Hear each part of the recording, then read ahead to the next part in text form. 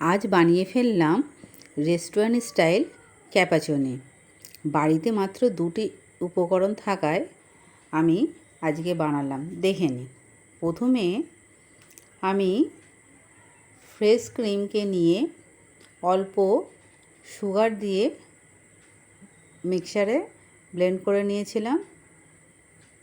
আর এখানে একটু coffee powder নিয়ে আর ওই ক্রিমটা দিয়ে আমি একটু মিক্সারে দিয়ে দিলাম। তারপরে গ্লাসের মধ্যে চকলেট সিরাপ ডেকোরেট করার জন্য আমি দিয়ে দিলাম।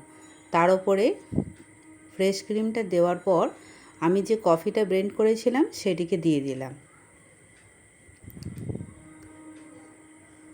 দেওয়ার পর ওপর থেকে সামান্য কোকো পাউডার ডেকোরেট করার জন্য দিলাম এবং চকলেট সিরাপটাও ডেকোরেট করার জন্য দিয়ে দিলাম। বাড়িতে করে দেখবেন, দারুণ লাগবে।